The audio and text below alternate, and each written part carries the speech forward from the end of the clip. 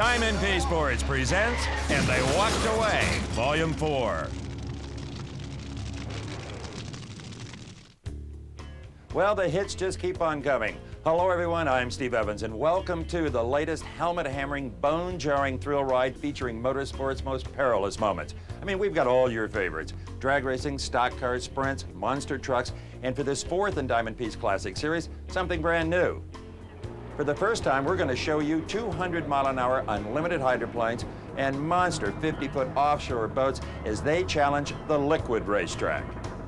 As always, we salute the vehicle constructors, the motorsports organizations, and the rescue crews who make it possible for these competitors to indeed walk away. Okay, tighten up that chin strap, cinch down those belts. Let's get started. Roll tape, Stan. Let's start our parade of motorsports greatest hits with NHRA Top Fuel action.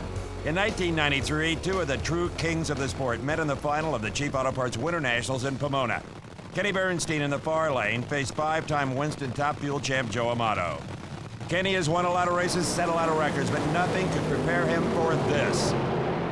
The engine blows, the lefter slick blows. Kenny careens behind Amato, into the rail, over the rail. Amato's crew not yet aware of the catastrophe that has befallen Kenny Bernstein. Raw fuel pumps out of the ripped lines, no fire.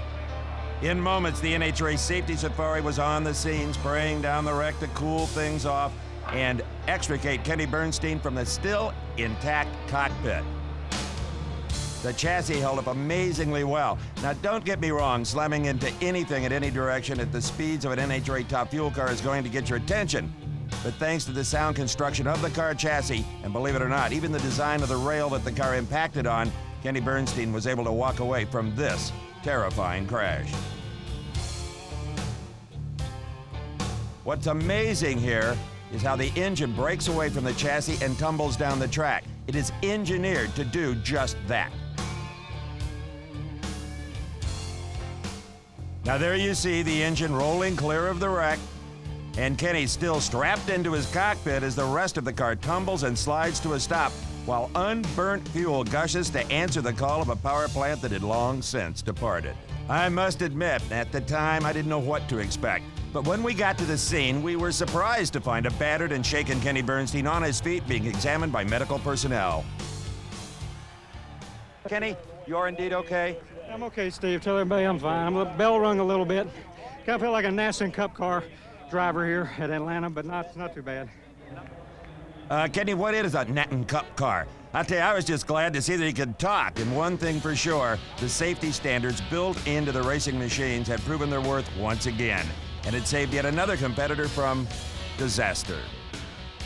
Later that same season at the '93 Gator Nationals in Gainesville, Florida, veteran Jack Ostrander in the far lane during qualifying got another taste of the Top Fuel catastrophe. This is a weird one. In a fraction of a second, Jack went from heads-up full speed ahead racing to looking backwards at his engine and wing. I have seen a lot of drag racing incidents, but this one I have to call just plain weird. The trouble came as he approached the lights at the end of the run. Ostrander's car appears to buckle, watch this, and snap right behind the cockpit. Right there. You know, the power generated by these 4-second nitro rockets is sometimes more than a match from the materials from which they're constructed. The smallest weakness can lead to big-time trouble as you approach 300 miles an hour. From this angle, you can see the car literally snap in two. Unbelievable. Now it tosses the front end to the side and smashes it into the retaining wall. The impact ruptures the fuel tank in the nose of the car, igniting nitromethane fuel on the spot, but luckily Ostrander was spun completely around backwards and left the fireball in his wake. Thanks to the safety precautions taken by both the driver and the vehicle constructor, the fragile human body was once again saved from fire, high-G impact, and flying debris. Jack would race again, but the same could not be said for this machine. Having finished less than a burnout away from the '92 championship and having set a record low ET of 4.78 in the first race of '93, Corey McClanathan was on the fast track of Top Fuel success as he left the line in Rockingham, until he was derailed by an ugly twist of fate. Corey was thrown into the wall and hurtled upside down and backward down the track as fire engulfed the wreckage of the independent Mack Attack dragster. The Flaming Hulk came to a merciful halt right at the feet of the waiting Safety Safari, who quickly extinguished the fire. But as the ruptured engine bled hot, scalding oil, young Corey lay trapped upside down in the wreckage. This was a horrible incident. And it all started as the struts supporting the wing over the Mack Attack dragster collapsed just as the car was approaching the finish line. With the wing gone and no downforce being exerted on the rear end, Corey just flat lost control of the car. In this case, breaking off the rear wheel assembly, cracking the engine block, igniting an oil fire, and flying out of control into the retaining wall. Now, the impact with the wall breaks the rear end free from the rest of the car, which continues to streak like a terrible comet down the track, with Corey strapped into the cockpit, engulfed in flame. Corey suffered burns on his hands and face in that fiery inferno and did miss the next 4 races, but he was back, unfortunately not for the championship chase. The 1993 Top Fuel Trail of Terror next led to Topeka, Kansas, where another young nitro pilot, this time Doug Herbert, suffered a devastating crash during qualifying.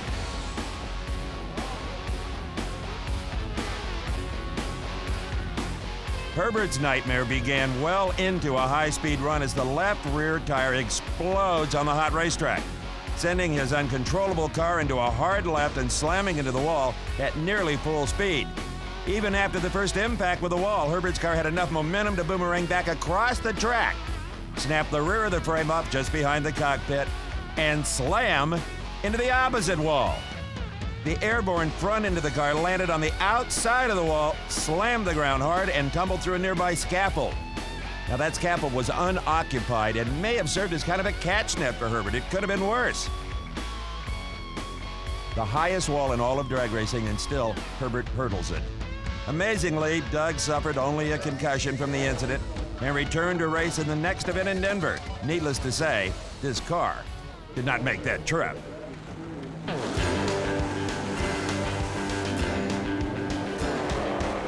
It's drag racing at its dirtiest. Mud bog racing, a wild and woolly open-wheel run which have brung grassroots motorsports competition.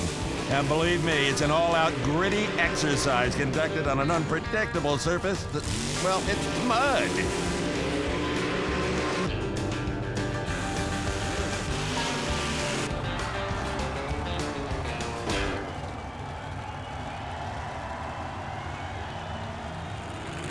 All right, let's get the dirty work underway from Lima, Ohio and the Spring Nationals. Now, this is Tony Farrell and his Blue Ribbon Bandit. He's competing in the paddle tire event. They're called paddle tires because of the vulcanized scoops on the rear wheels. Off they go. And unfortunately, Farrell's paddles seem to be heading on downstream, leaving him up the river without a, well, you know. Now, it looks like the left rear tire is still racing, and as a matter of fact, turned in a respectable time as it headed for the garage area. See ya, Tony. The driver was unhurt in this incident except for his pride. After having his rear wheels heisted mid-race, you can be sure that the Blue Ribbon Bandit's owner will tighten down those lug nuts with an extra twist next time. You know, wild things always happen during mud races in Sedalia, Missouri. And Doug March in the aptly named Hard Times Jeep found out just how wild it can get. Marsh in the near lane gets pitched out of the mud bog at full speed and proceeds to pay the price. Ooh, that hurt. He was okay, though. Now watch the left side of your screen. What really happened was he got out of shape at the end of the run, then hooked a rut and simply tumbled right out of the course. Doug, it looked to me like you were just making a straight run. What caused it to let go like that? I don't know. I was just getting ready to let out when I come out at the end, and all at once it just spun sideways and started rolling. Are you okay? Yeah, I'm fine. It's happened before. It'll happen again. But I ain't quitting. We didn't think you would. A tough breed, these mud racers, and Jim McConville here is no exception. Now, Jim's a real hell-bent for leather kind of guy. But here in Sedalia, he and his Mr. Four-Wheeler machine had problems as they faced off against Gary Fain and the Mud Tough Jeep. With superchargers on these motors, they make tremendous horsepower. The race only lasts a couple of seconds, but damn near anything can happen. Just like Marsh, McConville's trouble started as he exited the 180-foot mud pit. Mr. Four-Wheeler takes him on a punishing tumble on the hard pack of the Missouri State Fairgrounds. The roll bar saves another one. He was just fine.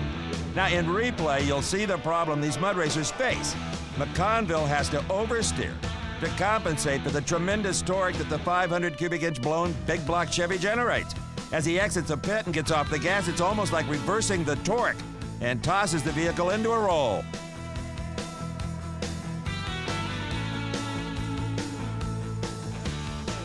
I think everyone knew that Jim McConville was indeed okay as he walked away from the wreckage of the Mr. Four-Wheeler wearing his lucky hat. I'd get rid of that thing.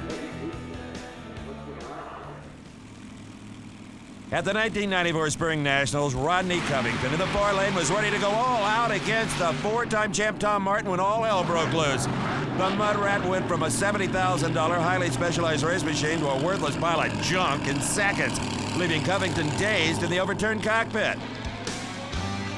Whoa. As we take another look, Covington on the right of your screen seems to be fighting to keep the Mudder in the ruts. As he exits the pit, right about there, he rolls up and over a berm that puts him into a hard right. As Rodney tries to steer out, he barrel rolls and ends up biting the dust, big time.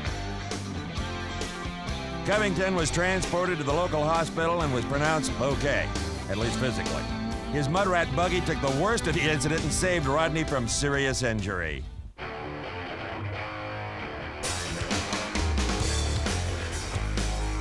Unlimited hydroplanes, the world's fastest racing boats. These machines literally fly across the water surface at speeds over 200 miles per hour. Turbine engines power these race boats as they battle on the liquid oval. And at 200 miles an hour on the always changing surface of water, Thunderboat pilots can find themselves over the edge in a heartbeat. Chip Hanauer powers hard into the turn. He gets airborne. Chip Hanauer going over in turn number 1. He was trying to break to the front of the pack. He had the inside lane. He's upside down in the water. It can happen that quick. Streaking across the surface 1 second and the next soaring into the sky, only to crash back down into the water with disastrous results.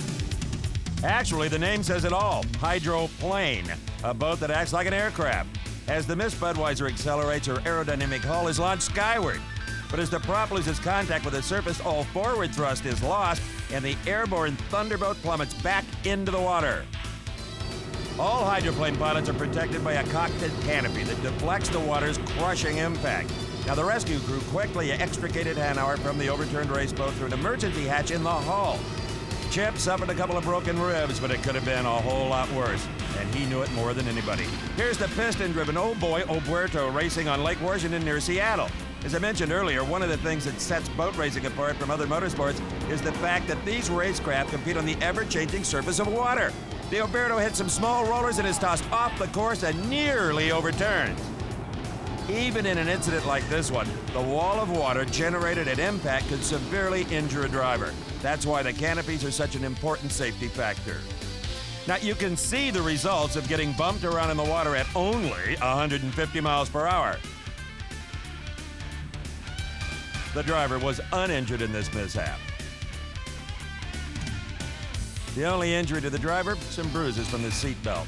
That's not a surprise.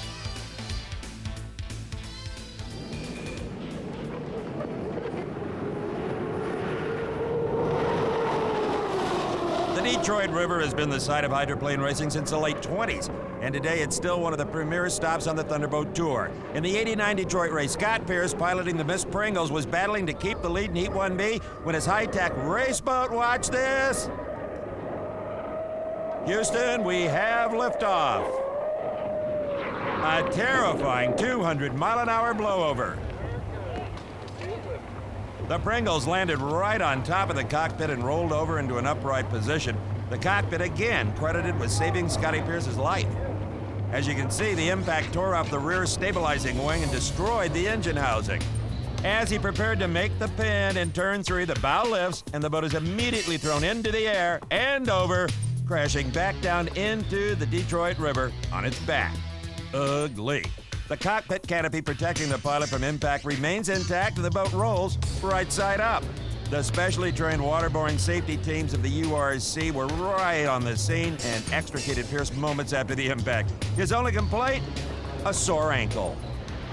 Historians will note that George Woods won the 1988 San Diego race, but every boat racer and fan will remember this long after the history books are on the shelf. Two boats both encounter the same conditions at just the wrong moment and both blow over in spectacular fashion. The Circus Circus, piloted by John Prevost, and the Hulset Miss Madison with Ron Snyder in the cockpit, lay side by side in Mission Bay after a 1 in a million freak accident. You know, the blowover is a frightful but not uncommon occurrence in the world of unlimited hydroplanes, but never before or since have two Thunderboats launched off the water surface and experienced simultaneous blowovers. In replay, we'll follow Prevost and the Circus Circus as little by little, the bow lifts and the hydroplane takes off. The pilot is just a helpless rider in a 200-mile-an-hour uncontrolled flight. As the Circus Circus crashes to the surface on its stern, the wood and composite hull is broken in two by the force of the impact. In this head-on replay, we can see the Circus Circus on the left lifts off first. But less than a second later, the Madison is in trouble. Both boats fly a couple 100 feet in the air and then crash back into the bay. The Madison falls through the rooster tail of the passing Oberto boat and lands upside down in the water. Both pilots were treated for injuries and returned to racing after this truly unique incident in the history of motorsports.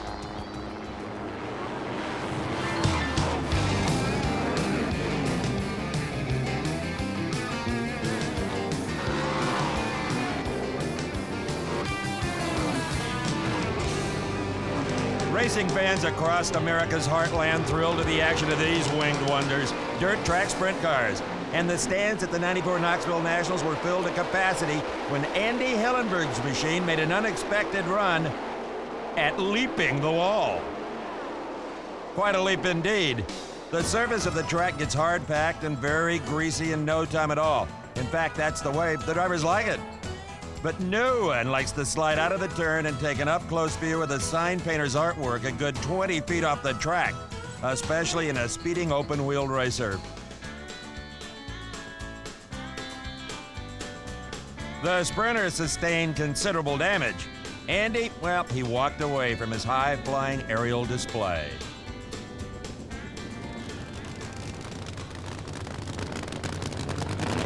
Now, let's get on with the action from NHRA's Funny Car Division. Forget about that green and white car. Nope, this isn't another fiery John Force burn it to the ground on every run extravaganza. In this episode of And They Walked Away, we're in search of the successor to John's title of unintentional funny car stunt driver. First off, Al Hoffman at the '93 Motorcraft Ford Nationals in Phoenix. In the blink of an eye, Hoffman's car goes from race winner to a rolling inferno with Al in the cockpit surrounded by flame.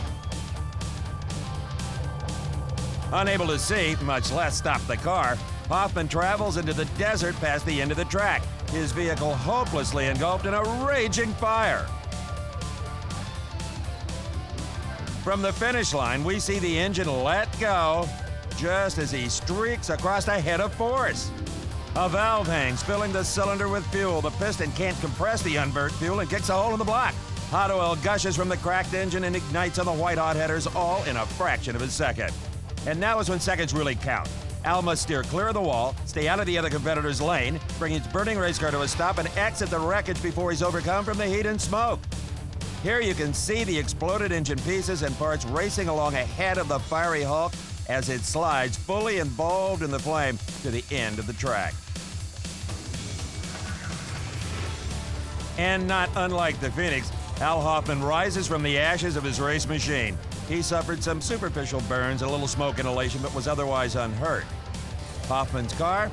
Well, that's another story altogether. The engine in the machine split right in half.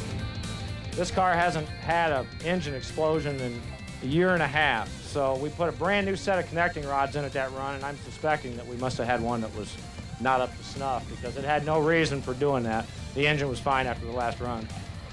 Tommy Anderson, like all crew chiefs, embarrassed by a moment like that. They feel they shouldn't happen. You know, next up on our tour of funny car pyromania from the 1993 Winter Nationals, Flash Gordon Mineo in the far lane. He hydraulics the engine in qualifying with the predictable result. Just 2 races later, Mineo pulls into the lights in Houston in his rebuilt car to face off against Brent Fanning. But in seconds, Mineo's attention turned from the funny car quarter-mile battle Yep, you got it. They're fighting another blazing fire that engulfed his machine in seconds. Flash Gordon manages to bring the burning car to a stop and begins to make his escape. Holding his breath, he releases the 5-point harness system and then squeezes out of the tight confines of the funny car's protective roll cage through the roof hatch. That's why it's there. All the time surrounded by flame and noxious smoke from the burning carbon fiber body. Now, Mineo came out through the roof hatch, jumped clear of the burning wreck, and then started to raise the body himself to try to save what he could of the race car. But it was too late. I can't keep rods in it. Every time I step on it, it's over. Thank God for the safety factors built into this automobile. At least we're talking. Yeah, I understand that, but I'm getting sick of this deal. I tell you, I got to do something quick. First thing I'd do is lose the nickname, Gordon. It was not long before we once again saw Mineo in trouble, this time in Topeka, Kansas. He lit up the quarter mile in a 280-mile-an-hour firestorm.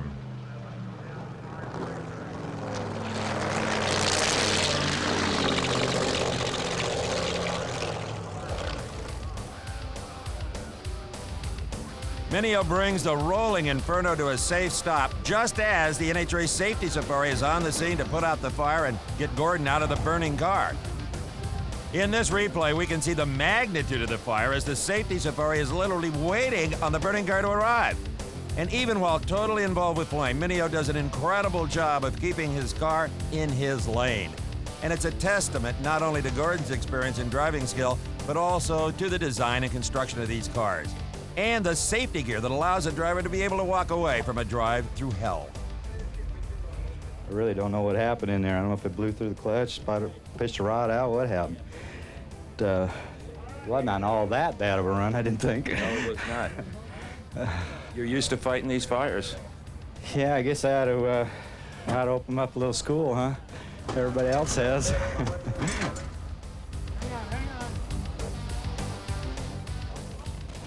We now begin the chronicle of the long, hot summer of '93 as seen through the eyes of Mr. Whit Bazemore. Whit's funny car trial by fire begins at the aptly named Firebird Raceway in Phoenix. The fast orange machine grenades an engine and slowly winds its way to a stop while uncontrolled fire envelops the car. Again, the Safety Safari on the scene in seconds pierces the shroud of caustic smoke and moves in to assist Bazemore from the cockpit. But Whit motions that he wants to take his time exiting the smoldering ruins of his car, a luxury he won't have very often.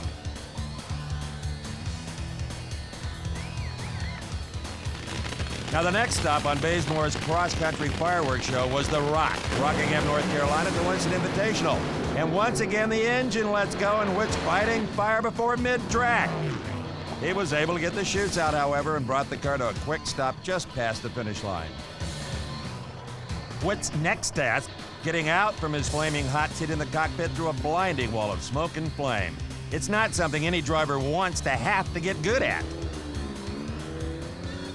When the fire-weary Fast Orange team came to the line at the '93 Spring Nationals, things took a more serious turn.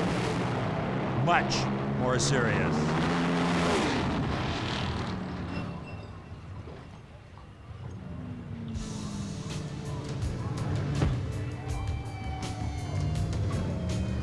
Bazemore's car exploded with such fury that after hitting both guardrails, it was reduced to basically a burned-out sled. And miraculously, Bazemore releases himself, stands up, and steps out of what was his funny car. In replay, as Whit accelerated down the track, his engine exploded with so much destructive power it lifted the entire car off the track, shredding both rear slicks and disintegrating the rear of the body. At this point, Bazemore was a helpless rider as the machine hurtled into the near side guardrail and was tossed onto its side. Still traveling maybe 100 miles an hour, the wreck impacted the other rail, snagging what was left of the body and turning right side up. But in an incident like this, the best possible scenario is to lose the fiberglass body, which burns far longer than the engine after an explosion. Looking at what was left, you wouldn't think I'd be talking to the guy who moments before drove this car through such destruction. When I was a kid, I wanted to be a funny car racer, and I'm a funny car racer now, but every once in a while you got to have second thoughts, and we'll be back, I'm sure. My head's a little sore right now. You can believe that Whit's whole body was feeling the result of this crash for a while. We give our "and they walked away" unintentional stunt driver award to Whit Bazemore for his funny car pyrotechnics. He clinched it with this boomer at the '93 finals in Pomona.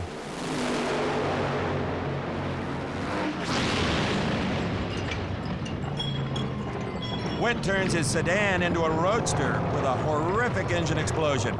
And there's no real fire. The concussion of the blast and the fire suppression system simply knocked the flames down before it could ignite the body. And there they are, the white knights of the safety safari. Bazemore wearily signals, "I'm okay," and exits the car, ending a season of mishaps. It was an expensive year of drag racing for Mr. Whit Bazemore, one he won't soon forget. Us either.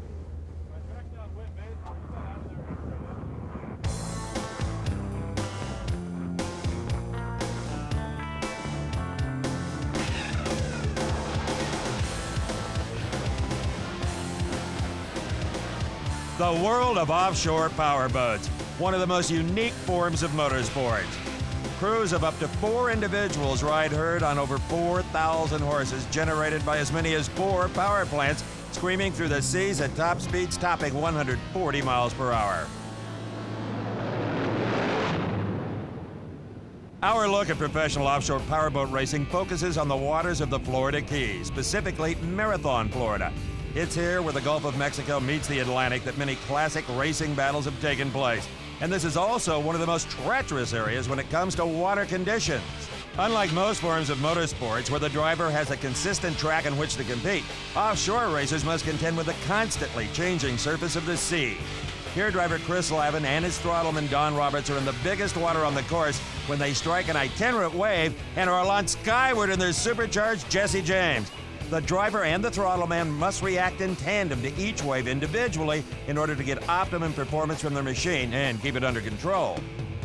In this case, too much power coming off a wave put them at the wrong angle for re-entry into the water. Air gets under the boat and she rolls. Cockpit canopies saved both men's lives. In the same waters off the Florida Keys, a year later, Al Kropp and his teammate were boiling up the water in their Baja catamaran, Cat. During the course of the race, both of the tie rods that connect the outdrives and enable the driver to steer the boat had become disconnected. A very serious condition at any speed. They got no clue. Intent as they were winning the race, neither competitor noticed the problem until it was too late. The Cat team went from over 100 miles per hour to 0 in a bone-crushing impact that capsized their race boat. Imagine finding yourself strapped upside down underwater in the middle of the ocean. Offshore racers train to overcome disorientation and learn to exit the cockpit before they run out of air. In replay, you can see the race boat skips off a roller and the driver is unable to correct his course. The boat then turns broadside into the next wave and is overturned. An air rescue team plucked the crew from the water with relatively minor injuries, thanks once again to a cockpit canopy system. We move now to 1991. The blue-green waters off Marathon Key can appear deceptively serene as the crew of the custom skater catamaran Hyperactive found out the hard way. You can gauge by the distance that our photo chopper traveled after the impact just how fast the boat was going when it nosed into the water.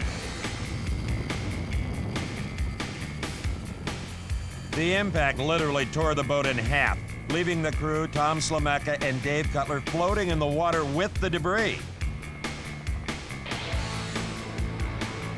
In replay, we can see exactly what happened. After the race boat launched into the air, her stern catches the next wave, which forces the bow down hard into a third wave. The impact rips open the deck and the force of the water through the hull tears the boat in half. Bob Kaiser and Errol Lanier, who just moments before had been racing adversaries of the Hyperactive team, leapt from their race boat to help them into the water. Rescue teams then moved in to get the crew to safety, the most serious injury being some fractured ribs.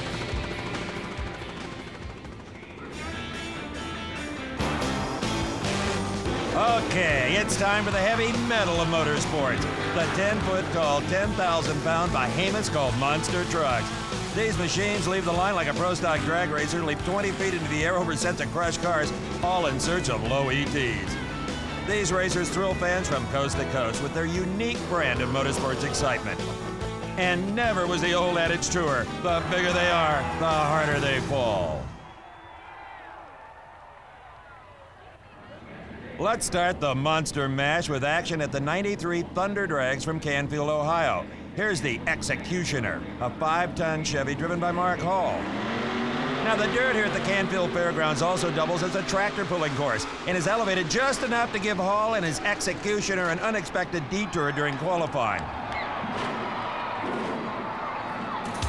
Kaboom! That's 10,000 pounds of race truck tumbling like a child's toy. The truck's body takes the rollover pretty hard, but the roll cage protecting the driver is intact. From this head-on replay, we see that just as the high hauler clears the crushed cars, the right rear tire slips down the embankment. Hall tries to save the big truck by cutting the wheel and increasing the power, but it's just not enough to keep it from going over. Mark Hall walked away from this qualifying incident, and after dusting off and putting his truck back on its wheels, went on to make the first round of competition. Amazing.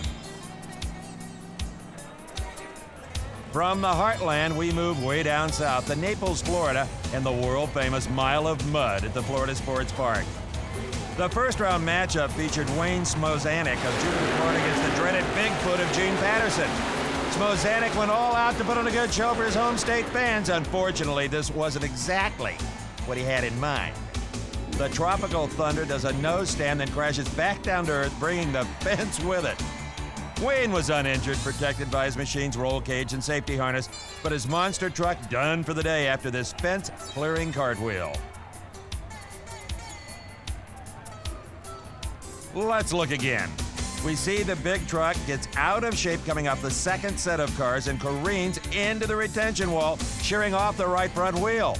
Then the Tropical Thunder topples over onto its front end, stands up and salutes the flag, then begins the slow descent back down through the fence. When the going gets weird, the weird turn pro. To wrap up this look at monster truck mayhem, we have Don Banlew qualifying in sloppy conditions at the Indy State Fairgrounds. The Magnum Force gets some big air and loses his left front wheel on impact. The big truck slides safely to a stop, and the 6-foot tire turns in a pretty respectable number.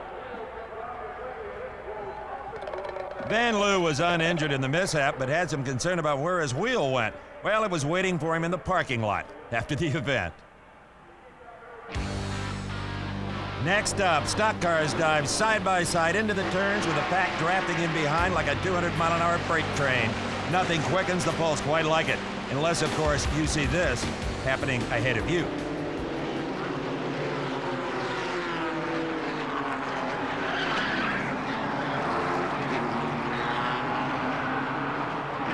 Resembling a train wreck, 13 cars go sprawling across the Charlotte Motor Speedway after the mishap in turn 1. When the smoke cleared, most of the Busch Grand National drivers had walked clear of the wreckage. The main concern was Chad Little and the number 23, who hit the wall hard. Little suffered a fractured leg and shoulder in an accident that could have caused much worse injury. Now look to the left of your screen in this replay. As the 3 cars try to squeeze around the turn, the 33 car of Bobby Labonte and Chad Little in the 23 get forced outside, impacting the wall at full speed. Little at a nearly head-on angle. Both cars then spin back into the pack, causing wholesale destruction. Other drivers involved included Dale Jarrett, Derek Cope, Tracy Leslie, Morgan Shepherd, and Sterling Marlin. This is the kind of an accident drivers describe as, well, that's just stock car racing. This aerial view gives us an idea just how widespread the destruction was. Right at the exit from pit row, 13 cars spin out of control, bouncing off the wall and each other.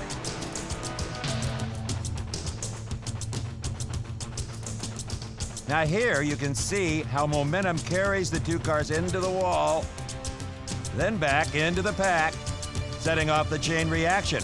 Watch the orange 72 of Tracy Leslie as he spins it into the inside retaining wall and right out into the path of Randy LaJoie's blue number 20.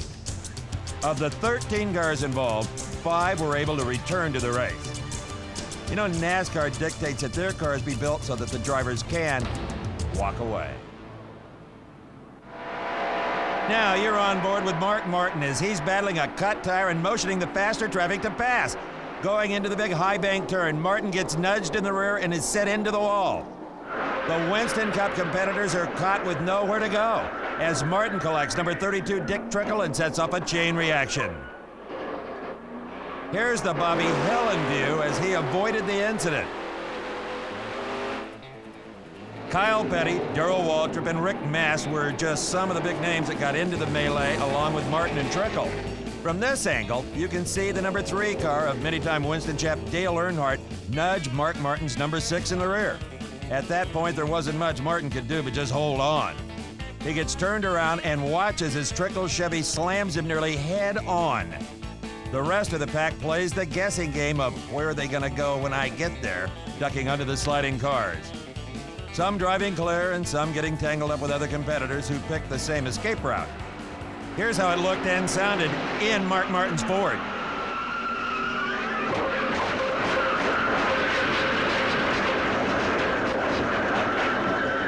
Sounds like a pinball machine. Martin's car actually drove away from this one, further testifying to the safety in this sport. From Charlotte, we move to the 93 Daytona 500. On the backstretch on lap 169, 2 cars tangle and tap a third, sending it on a high-speed tumble in the infield of Daytona International Speedway. It's Rusty Wallace getting the worst of it as Derek Cope and Michael Waltrip slide to a stop in the grass. Here you can see just how quick Cope and Waltrip get together and send the unsuspecting Wallace into a terrifying high-speed tumble off the race course. It is also amazing to note, aside from the sheet metal, how intact Rusty's Pontiac stays, despite slamming repeatedly to the ground in this frightening high-speed end-over-end incident.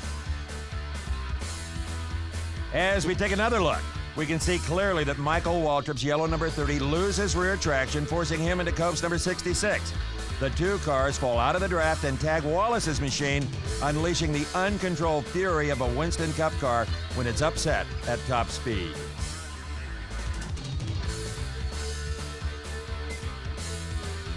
Want another look? You got it from Jeff Bodine's roof cam. As Waltrip and Cope get together, they push Wallace into a broadside slide at over 200 miles an hour. The air pressure suddenly rammed through the cockpit, punching out Rusty's windshield, which flies back and ricochets, boom, off of Bodine's roof.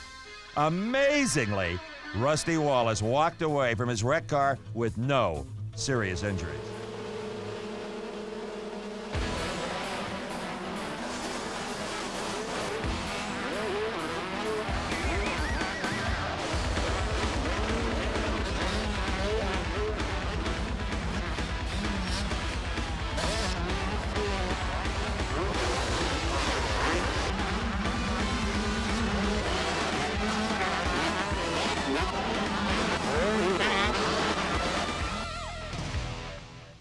The world of AMA Supercross. Young gladiators in brightly colored armor beating themselves silly on dirt tracks for the fun and enjoyment of others. But seriously, these are some of the best conditioned athletes in all of motorsports. Lightning quick reflexes and iron-willed endurance are a must for a motocross racer. But before any of that will do you any good, you've got to get past the start.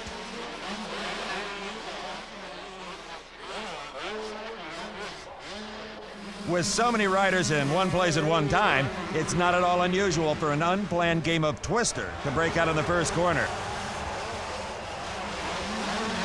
Let's see, right foot blue, left hand red.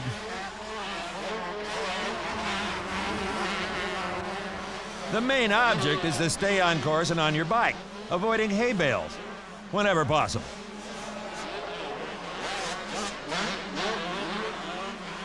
Understand, they designed these courses to make it as difficult as possible for even the best to keep it together. Now, knowing every rider is facing the same hardships and the next guy might just hit you instead of the bales, you want to pick up the bike as quick as possible and get the heck out of there. But all kidding aside, the sport of motocross is as demanding and dangerous as any form of motorsport. And unfortunately, Dan Chu found this out at the Daytona Supercross. First, Scott Sheet gets in too deep on his Kawasaki, but he bails before the point of no return.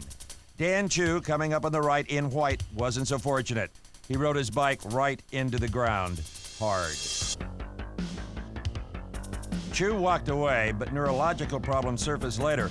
And after 9 long, hard, tough, brave months, Dan Chu motocrossed again. Now let's pick up the action once again of NHRA drag racing. This is Kurt Johnson in the near lane facing off against arch rival Scott Jeffrey on in round 2 of the 1993 Phoenix race. No love lost between these two competitors. Johnson in the Oldsmobile, Jeffrey on in the Dodge. They were going all out to beat each other to the far end of the quarter mile.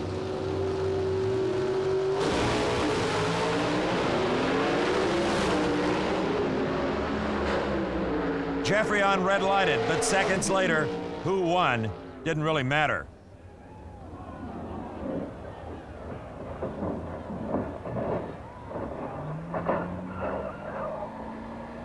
Kurt Johnson did a NASCAR-style airborne self-destruct with Harry Scribner's Torco Oldsmobile. No, come back here. The NHRA Safety Safari, as always, on the scene before the dust had settled, moving in to get young Kurt out of the wreckage of his badly damaged race car. In this replay, Scott Chute is out, he's doing fine, but something appears to lock up on the Johnson car. It slides off the racetrack. As it leaves the paved surface, enough air gets under the car to lift it completely off the ground. As it hurtles backward through some standing water off the track, the car is thrown over onto its roof before slamming into the concrete retaining wall.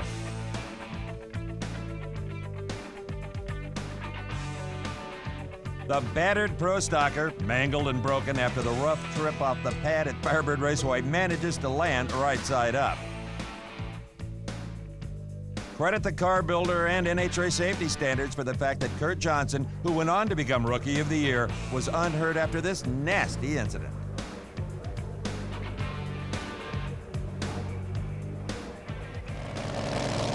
Next, we have top alcohol dragster action.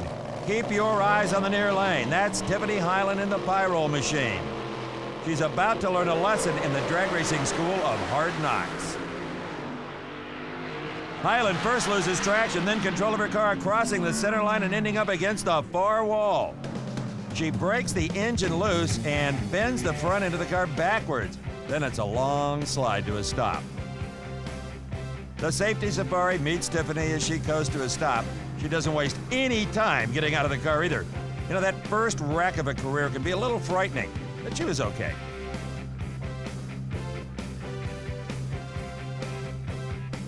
Now, Kurt Johnson took another shot at it, this time in Topeka, in a brand new car. Watch the white car on the left side of your screen. Ouch! Into the wall and across the track for a taste of the other wall.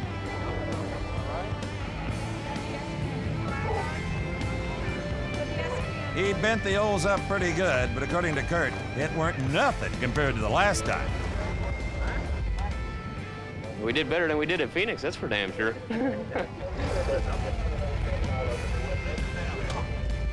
Now we move to top alcohol round 1 action at the 94 Chief Nationals in Dallas. Denny Hummel in the near lane gets off to a good start, but then works his way out of the groove. Tries to compensate, but loses it and winds up all over the racetrack.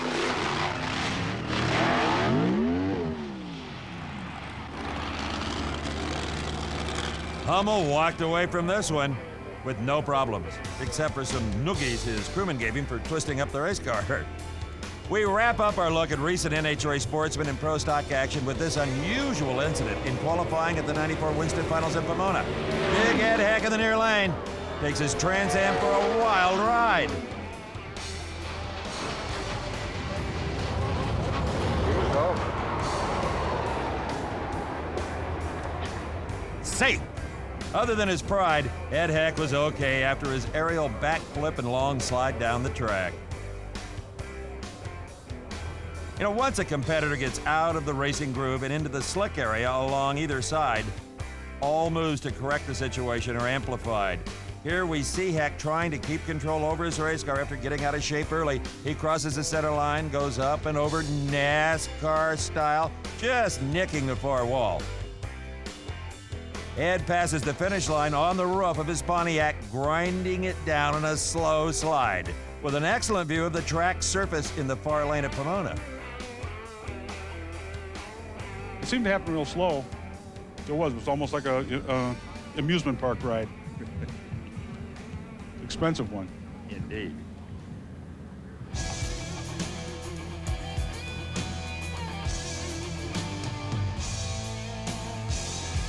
Road racing, the art of motorcycle riding.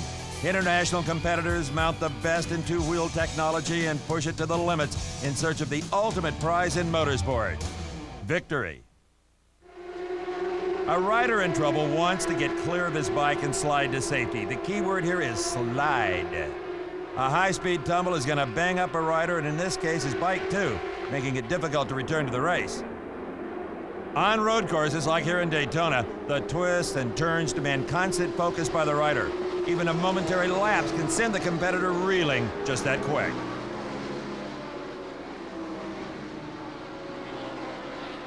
And as we've said before in motorcycle road racing, rule number one, never touch. Oh, thank God for leather suits and the back protector these riders wear that you can't see. Save this guy. Now, in this incident, 600 Supersport rider Jason Pridmore rolls through an area where workers are clearing an earlier crash and lays down his bike. Number 5, Gerald Rothman Jr. is thrown off his ride and gets run over by a third bike. Pridmore was more than a little upset with the corner workers he felt should have prevented the incident. As we look again, Pridmore is entering the corner when his rear wheel slides out in what maybe could be oil left from the bikes that went down moments before. He lays his bike over and slides to safety, but Rothman Jr. isn't so lucky. He is pitched off his bike and tumbled. The rider in red can't avoid Rothman Jr.'s fallen motorcycle, hits it, and then rolls over Gerald on the grass and flips. Pridmore was so angry he threw himself down off the track.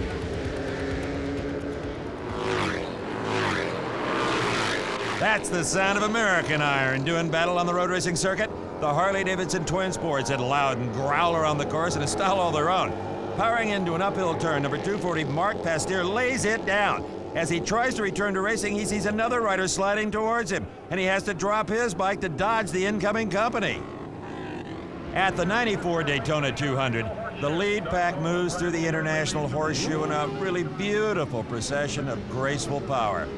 But with no warning, one rider loses the handle on his superbike and brings down two others. You know, these guys really do look like Power Rangers, don't you think?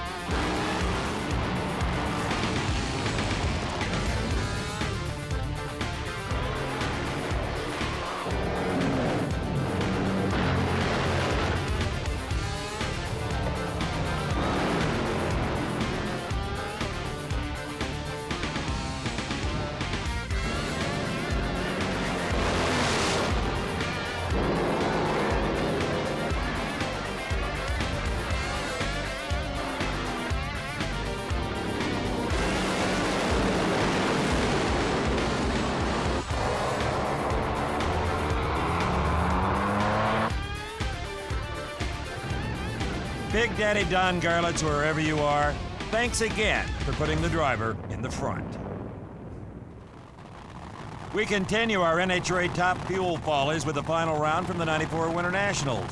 Shelly Anderson in the far lane was facing Rance McDaniel for the title. Rance smokes the tires, Shelly streaks to victory, but something bad happened en route. She broke an input shaft. Piece of shrapnel took off that right rear tire, and Shelly did one heck of a job of keeping that car off the wall. And her remark when she got out of the car was, "Hey, I won, didn't I? That's all that matters." Shelly Anderson, her second national event title in a very promising career.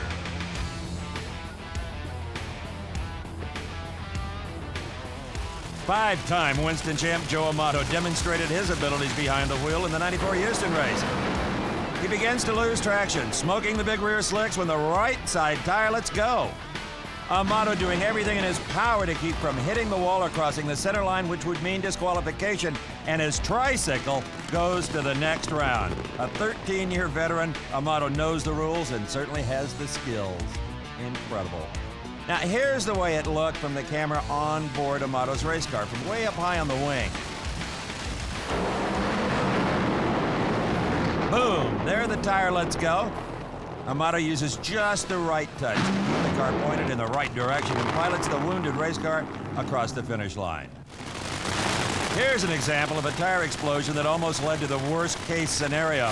In side-by-side qualifying in Sonoma, it was Connie Coletta in the near lane cutting a tire and paying an unexpected visit to the far lane directly in front of Stevie Foster. Foster does his best Nigel Mansell move to drive around Coletta, avoiding what could have been a much more serious incident. But for Connie Coletta of Michigan, who has always led his life on the edge, this really wasn't that big a deal. He didn't even break into a sweat. Brought the car to a safe stop. Safety Safari was there. They weren't really needed as Connie climbed out. Here in replay, we can see Coletta's tire disintegrate right there just before he reaches the finish line. Also, just as he reached top speed. Without his left rear wheel and a damaged wing, Connie loses control of the car and it strays over in front of Foster. Foster has no real time to think about what to do next. He cuts the car to the left, avoiding contact with Coletta, and then has to compensate to avoid hitting the near side wall. Stevie Foster did a heck of a job at staying away from... I was really surprised. I'm glad I seen him on the left-hand side when he come on around me. We swapped over. I didn't have no control over it down there. You know what? In 1984, I ran a 5-liter Can-Am car here.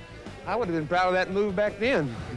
Man, all I saw was him come across in front of me. I figured the only thing I'm going to do, if I went to the right, I was going to take us both out, so I just went to the left, unloaded the other parachute. Thank the good Lord. Is Connie okay? He's fine. That's all that counts. We can fix these two clunkers. That man is a piece of work. Have you ever gone somewhere and felt like you left something behind? Well, that's the feeling Doug Herbert had at The Rock in 1994.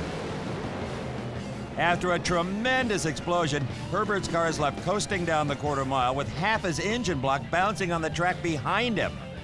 The other half was left hanging over the side of the car, dragging on the racing surface. Doug Herbert was unharmed in the explosion, and the engine was nothing more than an expensive piece of junk. The worst I have ever seen. As his crew made final starting line adjustments, Tommy Johnson Jr. was prepared to take on Connie Coletta in the semifinals of the '94 Ram Southern Nationals in Atlanta. All looked well. TJ Jr. finished 10th in the '93 season. That also included his first ever Top Fuel victory. Here in Atlanta, though, Tommy was hungry for another win, and he had to get past Coletta to reach the finals. In a truly bizarre turn of events, the Mopar Express Lube Special's entire rear end came out of the car before it had barely cleared the starting line. Tommy Johnson Jr. was uninjured, as you can see in this incident, and actually didn't even know he was missing the rear axle assembly until he climbed out of the race car and said, "Where'd it go?" In this rear angle replay, you can see Tommy smoke the tires at the launch, tries to recover, but then in the cloud of smoke, the right rear tire strips away, and the whole rear end takes a hike from the rest of the frame, much to the surprise of Tommy and the racing press staked out on the starting line. Scatter, boys. As the wreck was wheeled away, you could see the bare nubs of the frame rails where only moments ago they had been connected to the rear end. Now, the last time we saw Joe Amato paired against Vinnie Bernstein, Bernstein got the wild ride. This time it was Joe's turn in round one of the '94 Pioneer Keystone Nationals.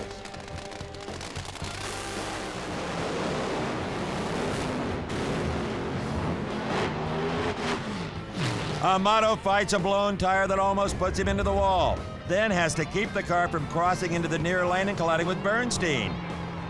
Joe manages to keep just enough of a grip on his tricycle race car to prevent a real catastrophe. Now, he expertly avoided the wall and Bernstein, but could not help clipping the timing device at the end of the track, disqualifying him from competition. He hated that worse than the actual incident. Here's a real-time replay of how things look from Amato's onboard camera. There goes the engine. That causes the tire to explode right there. Hang on, Jose. It was going along great, and all of a sudden it just took a hard left one to the wall, and I don't know what happened back there, and I know Bernstein was nowhere to be found, so I pedaled it, and then all of a sudden it was on 3 wheels, and I was just skating all around, and I still didn't see him, so I was just trying to keep it between the center line and get it over the finish line. I mean, that was my goal. I wasn't worried about crashing. I wanted to win.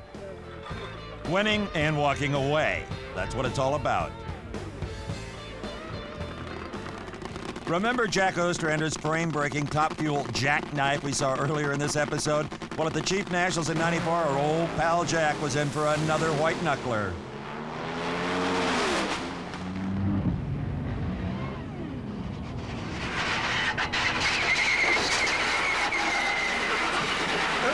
Kind of like fingernails on a chalkboard, isn't it? Well, the Safari was right there to douse the flame and tend old Cadillac Jack. He was uninjured in the incident and removed himself from his battered Top Fuel race car. He is one tough customer, the bowling alley operator from Michigan. Well, that was a gutter ball, Jack, because right here we're going to see that left rear slick let go.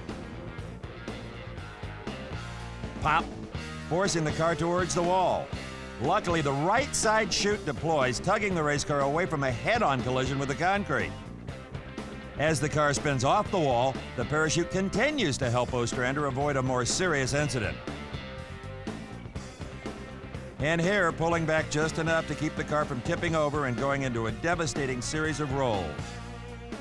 Sliding on its frame, Ostrander's machine then just slides to a stop. It's a game of inches, so the saying goes, and this incident proves that sometimes the unexpected little things can make all the difference as to whether or not a competitor walks away.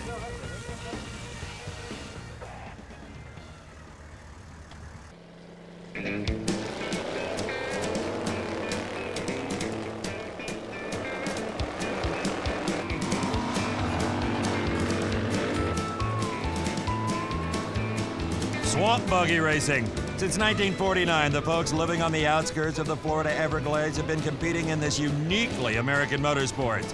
At the world-famous Mile of Mud in Naples, Florida, the swamp buggy racers go head-to-head for the title of King of the Swamp, and to take the traditional dip into the sippy hole with the beautiful Swamp Queen. We pick up the action at the 1993 Dr. Pepper Classic as Al Doria in his showdown machine leads the pack into the first turn. Doria takes it too hot into the corner and rolls the big swamp buggy. Now these machines are built with a high center of gravity and are easy to turn over. But other than a face full of Florida swamp water, Doria was okay. Now here's a look from onboard the Fatal Attraction machine driven by Bonnie Jolly. She and her husband Don are both competitors in the sport, and in this heat, Bonnie is looking to go for the inside line and the shortest way around the course. She moves past the competitors on the outside and heads for the turn. Jolly rolls her Fatal Attraction swamp buggy as we rode along. Shaken but uninjured, Bonnie begins to release herself to get clear of the overturned machine as safety personnel are on the scene in seconds. In this replay, we can see that Bonnie Jolly caught the right front tire on the inside berm and high side of the vehicle, throwing the buggy off balance and into the drain. Bonnie did not walk away. She kind of hopped, actually, as she hurt her ankle in her haste to get out of the swamp buggy. Good idea to stay in there until they right it before you hit those belts, Bonnie. In the same event, Lenny Dunn on the right in the stand-on machine faced Terry Langford in the near lane in the Rubber Duck. This was a marquee matchup for the event as both men are former kings of the swamp. As they reach the first turn, each driver follows his own line through. On the outside, Dunn rolls it over. That's what happens when you stand on it too hard here in the swamp. Langford moves on to win the race as Lenny Dunn, back on the side of the swamp, is able to restart his machine, albeit too late, and rolls back in the swamp with nothing more than a bent wing and a wounded pride. I'm telling you, they are tough down here on the Mile of Mud. Lenny says, safe.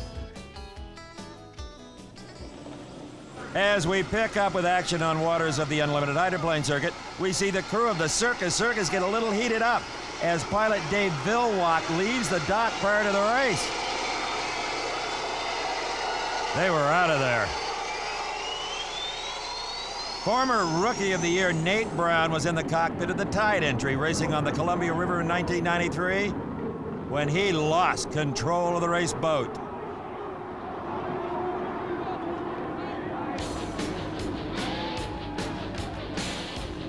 The boat landed upside down, submerging the cockpit where Brown was strapped into his seat and breathing off an air tank. Here you can see in slow motion how hydroplanes can give gravity a bad name. Once the propeller is out of the water, the forward momentum is gone and the race boat cartwheels back into the river.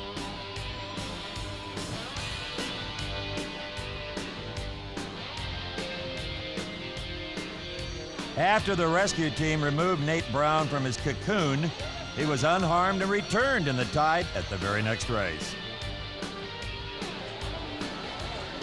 This is action from the final heat of the '93 Seattle race with Mark Tate and the Winston Eagle battling Chip Hanauer and the Miss Budweiser. Tate took the lead here in lap 2 and was looking for the win when the race boat took off.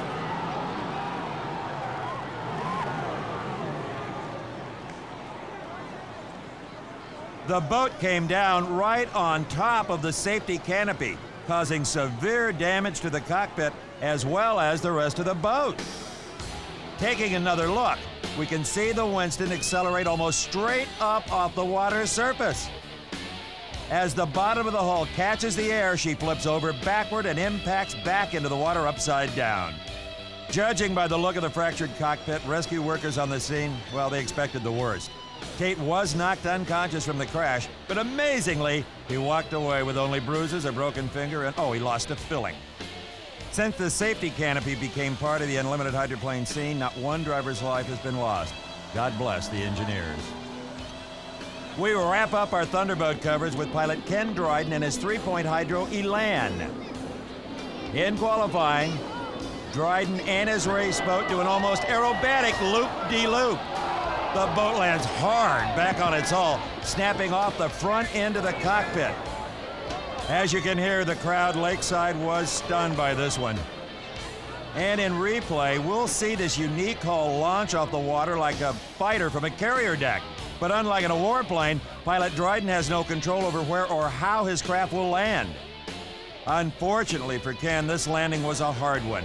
He had fractures in both legs, but was expecting to return to race in 1995. We go one more time to NHRA Funny Car Competition, this time at the '94 season opener in Pomona, and side-by-side qualifying between Ray Higley and Wyatt Radke. Radke out of shape and pays a visit to Mr. Higley in the far lane. Hello, how do you do? Higley crosses the center line after getting tagged by Radke, but there were no injuries and minimal damage to the cars. In the semifinals of the '94 Gators in Gainesville, Florida, Chuck Etchells in the far lane faced Casey Spurlock in the lane nearest the camera. At the finish, it was Spurlock winning, but no one was watching the scoreboard. All eyes were on the Kendall Dodge and Chuck Etchells, a tremendous fire. Etchells scrubbed up a lot of speed against the wall and brought it to a stop, and then set about the business of escaping the inferno. As the safety safari screeched to a halt to fight the blaze, Chuck was out of the car and safe. Credit the veteran driver's experience and the safety gear for enabling Chuck to walk away from this one. You can tell by the helmet there was lots of smoke and fire inside that car, and Chuck, I don't have to tell you, that was one of the worst ones anyone's had in a long time. You all right? Yeah, I'm fine, Steve, thanks. Breathing is usually the biggest problem in those hills. Well, it shocked me, because it looked like we were starting to drive away from, and all of a sudden, bang. Not good. Not good indeed. As Spurlock passes, Etchells grinds his car up along the guardrail to bring it to a stop. Blinded by smoke and fighting for breath in the furnace-like atmosphere of his cockpit, Etchells somehow finds his way through the escape hatch. Brave men, these funny car pilots. But no matter how fearless, no one would be willing to take the ride Jerry Caminito took in qualifying at the '94 Mid-South Nationals.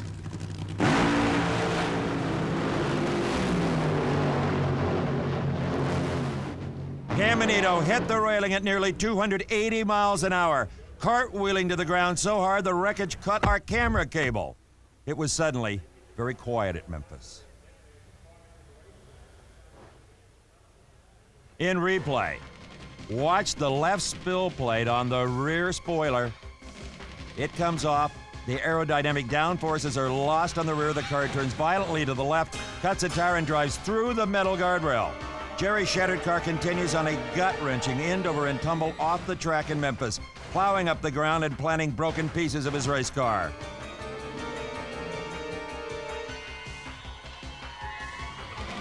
Caminito stayed strapped into his seat inside the roll cage, but at the very end, exited the bottom of the race car.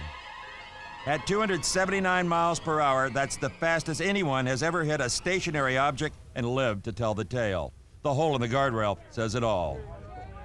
Miraculously, Jerry Caminito did survive his high-speed impact. He suffered 2 broken legs, however, and was medevaced from the track by helicopter. Jerry and his wife, Marion, hope to race again. Later that year, at the Keystone Nationals, hard-charging Al Hoffman faced Whit Bazemore in the first round of eliminations. Nope, not Whit this time. It's Al Hoffman who takes a lesson from hydroplane racing and lifts off the racetrack. Whoa! From this ISO camera replay, Al looks like he's just floating on a cushion of air down the race course, which is exactly what he was doing. Only the landing wasn't exactly what you'd call cushy. Hoffman was uninjured. 1994 will be the year that 24-year-old Del Worsham would just as soon forget. Like Whit Bazemore the year before, the former NHRA Rookie of the Year spent the summer of '94 walking away. He got things started at the season opener in Pomona, exploding a tire and shattering his Oldsmobile body. He was okay. Now the hissing sound you hear in the background of that steam-looking stuff coming out of the fender wells, that is the onboard fire system still doing its job. He wasn't sure if he was on fire or not, and he wasn't taking any chances. Now, just 3 weeks later, while qualifying for the Gators, Del lit it up big time.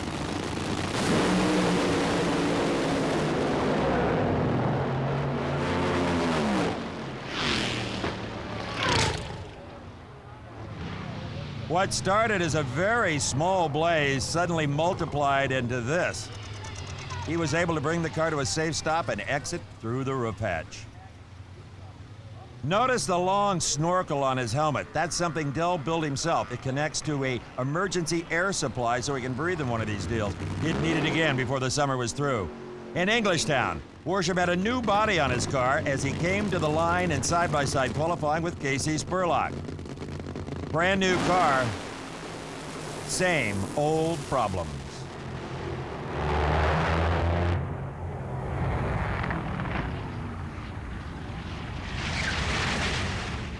Del streaked down the track like a meteor. The blazing funny car, its fiberglass body fully engulfed in flame, finally came to a stop off the end of the racetrack. The safety safari began pouring water on the fire to knock down the flames and get Worsham out of the cockpit. He needed that emergency air supply in this one. In replay, you'll see the fire start well before the finish line and grow rapidly as Del heads down track. His parachutes are rendered useless as they're burned away in seconds by the intense oil fire. No doubt the brakes are boiling as well and not at peak efficiency. The machine almost picks up momentum, kind of like the incredible fire now burning out of control both outside and under the car.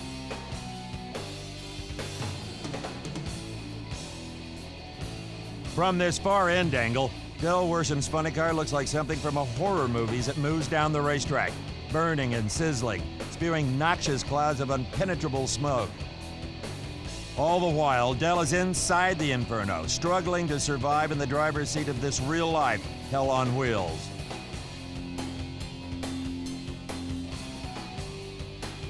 Worsham was treated for burns and smoke inhalation after this fire.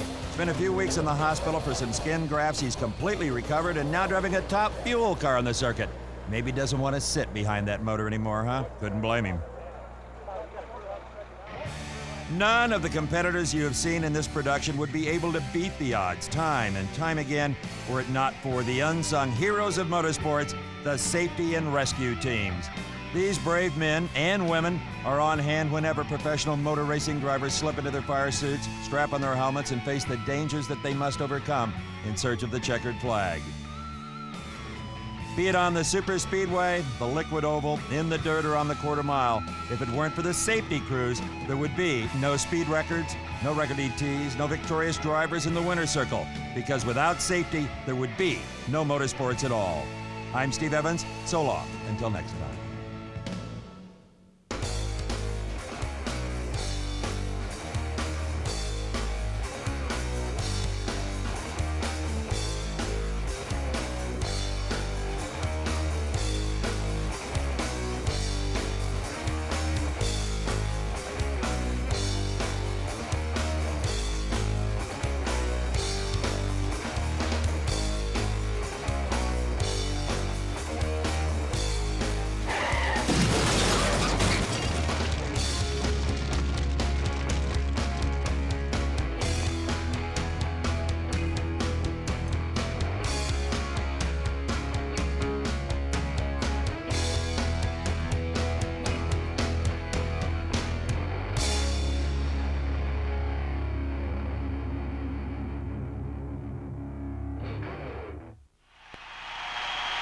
Want the best seat in the house for the hottest motorsports action? Then choose from over 40 spectacular titles in the Diamond P Motorsports Action Catalog. No collection is complete without the hottest selling action video series available anywhere, and They Walked Away. In all 4 And They Walked Away videos, you'll thrill to the awesome power of top fuel dragsters and funny cars unleashed and out of control. The chills and spills of motorcycles, speeding stock cars, and high-flying monster truck mayhem. You'll jump out of your chair with the nerve-tingling adventure of unlimited hydroplane racing included in Atla 4. And in each bone-jarring incident, the driver walked away. Drag racing fans will recapture all the exciting moments of the season in Diamond P's Drag Racing Yearly Review. Relive each year of the Blazing Straightliners from Drag 86 through Drag 95 as NHRA's top drivers compete for the coveted championship crown. Call the 24-hour hotline number on your screen and order from our special series of biographies on some of motorsport's most dominant legends, like drag racing's undisputed record setter, Kenny Bernstein, the king of speed. You show me someone that enjoys losing, I'll show you someone that's never won. It's that simple. Meet the force behind the Liquid Oval's most prolific team, Bernie Little, Mr. Unlimited, and his quest to become Unlimited Hydroplane Racing's winningest team with the Miss Budweiser. And the nightmare continues with the man whose every pass down the track is nothing short of an amusement park thrill ride. John Force, still the one, is wall-to-wall excitement as well as candid interviews. I have all the fear in the world. I have all the respect for this hot rod because it can hurt you. Still not full? Still craving more action? Then call the number on your screen and get the catalog. Inside, it's full of action videos, including the Shake Battle and Roll series.